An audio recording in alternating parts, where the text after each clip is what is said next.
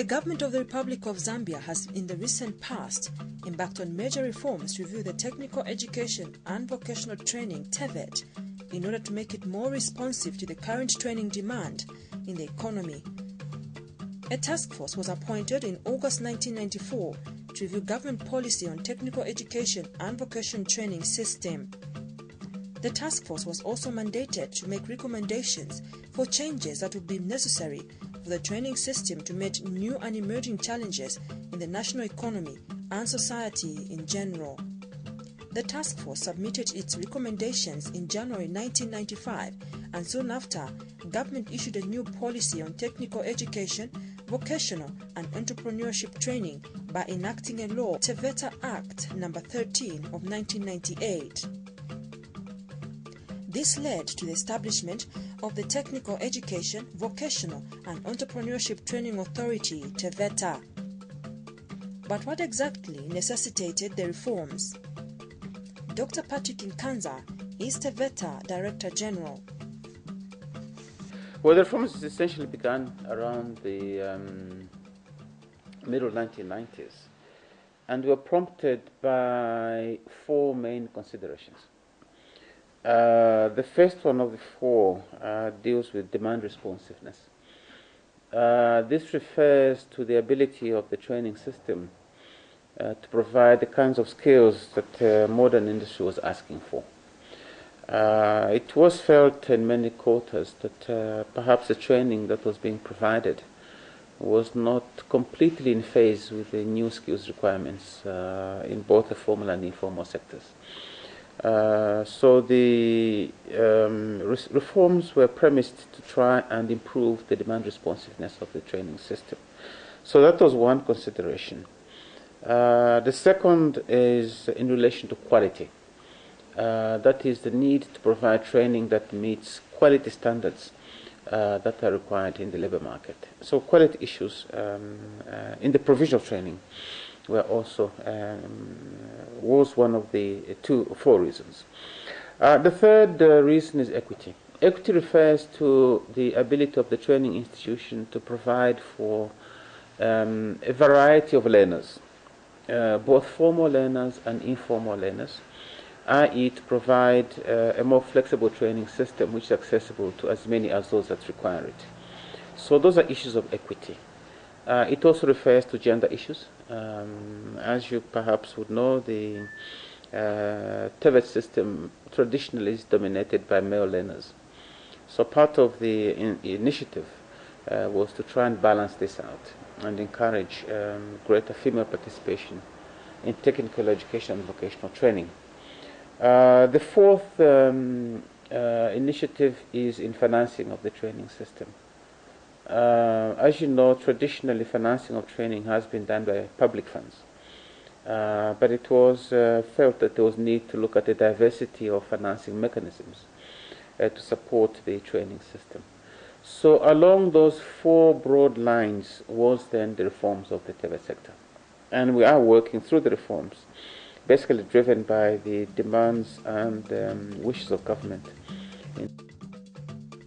In recognition of the declining employment opportunities for the rapidly growing labor force and in consideration of the increasing number of population living off and by informal sector activities, identified the need to formulate a broader national policy on technical education and vocational training.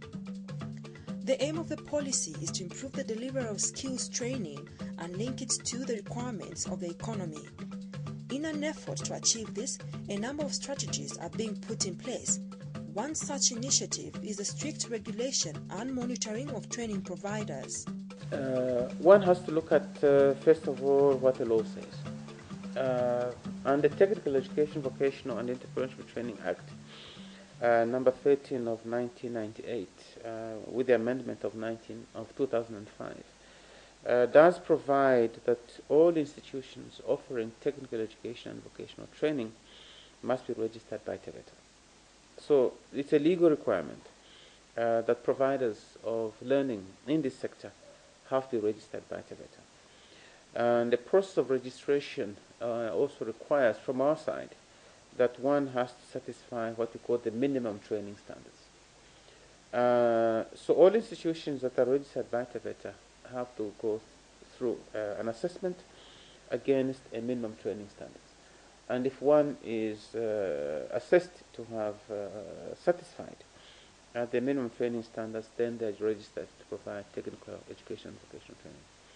And if they don't meet the minimum standards, then they will not provide technical education and vocational training unless they attend to those issues which have constrained their ability to meet the minimum training standards. So that's what the law says. Now, what is the practice? The practice is that enforcement is done through inspections done by TEVETA in collaboration with other partners. But there is a fundamental problem. And the fundamental problem is access. Access to good quality training is limited. We have a very high young population, which creates a very high demand for skills training. And if the good institutions or institutions that offer acceptable levels of training are unable to take in increased numbers, then clearly you will have entry into the market of what one might say less honorable providers. And that is a consequence of a high demand, constrained supply, which allows the entry of these what one might call unregistered institutions. Your question is then, how do you deal with this situation? Well, there are many options. One can increase access, and that means significant investments in learning opportunities, expansion of existing facilities, construction of new facilities, and so on, both public and private. But that is more of a long-term process. That will take some time. One might also say, well, why don't we focus more on learning outcomes in contrast to the input side. This seems attractive because what you say, therefore, is that you set up the learning outcomes and force them, which means that for anybody to qualify to a certain level, they would have to have met the learning outcomes. Now, if you enforce the learning outcomes, then by implication you enforce learning standards. Because for a student to reach a level of skill and competence which allows them to be assessed for the award of a qualification. Minister of Science, Technology and Vocational Training Deputy Minister Lucy Changwe has in the recent past called providers to adhere to the minimum training standards. First and foremost, it must be understood clearly that it's not our wish, to shut down any institution.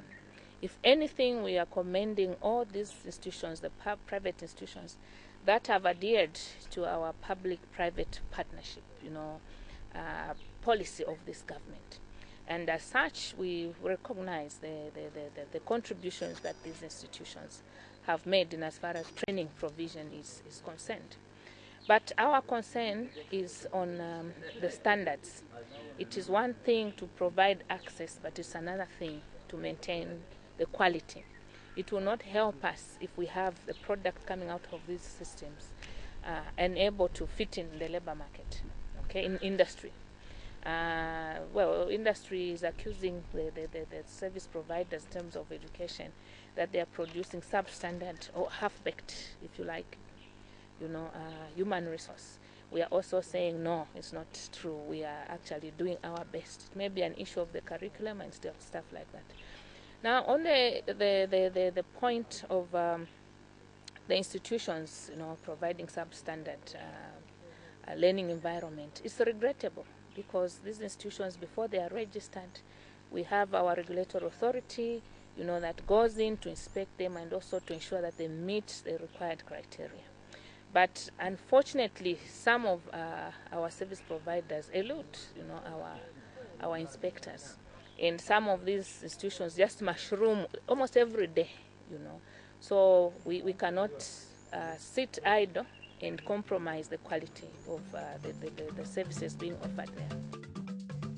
The most important challenge that the technical education, vocational and entrepreneurship training faces in Zambia today is how to adequately prepare Zambian citizens for the ever-changing occupational world. Qualification framework is an instrument for development and the classification of qualifications according to set criteria for levels achieved. For example, you would have to agree at the national level if you would want to have the TAS system of maybe from certificate you move to the diploma, from the diploma to the degree program. So the qualification framework will actually give you, will classify those qualifications according to the level achieved using a set criteria. The technical qualification framework will not actually exist in isolation of the national qualification framework, meaning that we have a system right now. We have primary school education up to secondary school. Those are the areas we would consider the two levels. Then the TEVETA system comes in between the schooling system, that's primary and secondary, and the tertiary education, that's universities. So for the TEVETA sector, we are looking at qualifications from the trade tested level up to the diploma. Now, we are not existing, it will not exist in isolation, because you are looking at what the region is actually also looking at. In Zambia, we have the 10-level system. Level 1 and 2, that's the primary and the secondary. Level 3, that is the trade certificate. Level 4, that's the craft. Level 5, that's the technician level. Then level 6, that's the diploma. Now you see that level 6 also is found with the higher education. That's the universities would offer also diploma qualifications. Then level 7 to level 8, that's the degree qualification. Level 9, that is the master's. And level 10 will be the PhD for the Zambian situation. And I think, I believe that's what Malawi is doing. That's what Botswana and South Africa is also following. Accordingly, a plan was conceived for developing technical education and vocational training services as a comprehensive system for providing the required manpower in a broader range of skills within the established programs.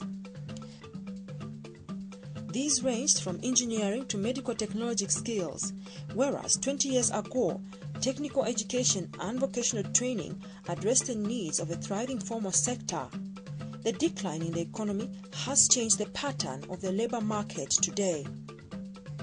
This development requires changes in the focus of technical education and vocational training. Today, the market is characterized by increased employment in the informal sector. Over 70% of the active labor force is engaged in informal sector activities, while the growth in development of the formal sector employment has declined.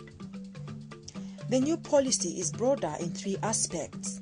Firstly, it incorporated entrepreneurship development. Secondly, it was to encompass all types of technical education and vocational training for occupations driving the socio-economic activities of all sectors comprising the national economy. Last but not the least, it was to cater for training being conducted at all levels in both the formal